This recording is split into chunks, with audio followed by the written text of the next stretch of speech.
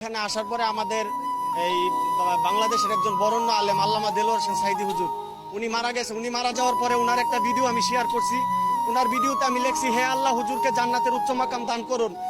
তারপরে এটা আমাদের বাহিনীর যে এসপি, উনি আমার এই দোয়া করার ক্ষেত্রে শুধু দোয়া করছি, একজন আলেম মারা গেছে শুধু দোয়া করছি, এই দোয়া করার প্রেক্ষিতে উনি আমার নামে বিভাগীয় মামলা করছে।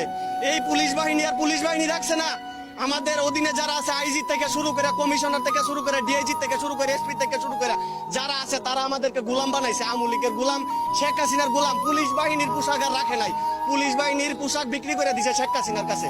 আমরা আর পুলিশ নাই, আমরা পুলিশ লীগ হয়ে গেছি, আওয়ামী লীগের জায়গায় পুলিশ লীগ হয়ে গেছি। মানে আমাদেরকে আর রাখে নাই, আমাদেরকে রাস্তার মধ্যে নিয়ে রাখে, আমাদেরকে যেই হুকুম করে আমরা সেই হুকুম মানতে বাধ্য। আমরা চাই আমরা পুলিশ বাহিনী হইয়া আমরা মানে দেশের জনগণের নিরাপত্তা নিশ্চিত করবো।